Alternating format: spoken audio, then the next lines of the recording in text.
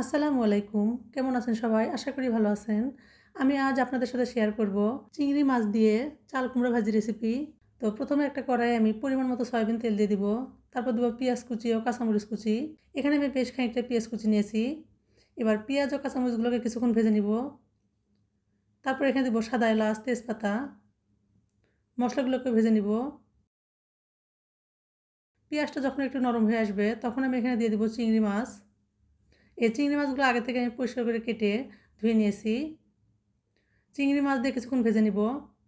তারপর এখানে দিব স্বাদ মতো লবণ, হলুদের গুঁড়া দিয়ে মাছটা আরও কিছুক্ষণ ভেজে নিব।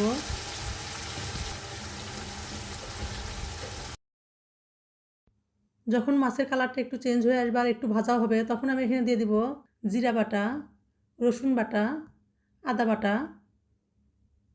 অবশ্যই এখানে এই বাটা মশলাগুলো অল্প পরিমাণে দিবেন, তাহলে কিন্তু এই ভাজিটা খেতে অনেক ভালো লাগবে। বাটা মশলাগুলো দিয়ে আবার ভালোভাবে চিংড়ি মাছের সঙ্গে ভেজে নিব।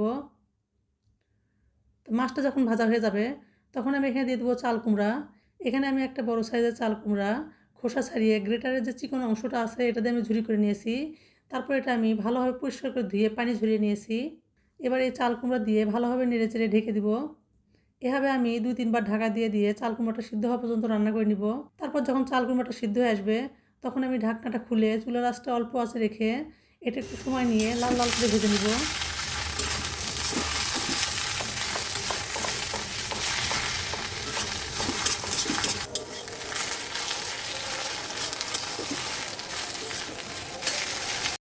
তো চাল কুমড়োটা যখন এরকম ভাজা হয়ে যাবে আর কালারটা অনেকটা চেঞ্জ হয়ে আসবে তখন আমি এখানে দিয়ে দেবো ধনিয়া পাতা কুচি।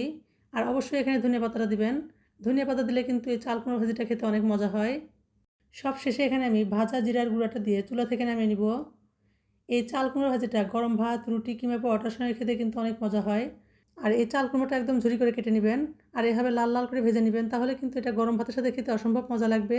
আর অন্য কোনো তরকারির দরকারই হবে না, শুধুমাত্র একটা ভাজি দিয়ে আপনার পেট ভরে ভাত খেয়ে নিতে পারবেন। তো আমার চাল কুমড়ো ভাজিটা কেমন হলো অবশ্যই কমেন্ট করে জানাবেন।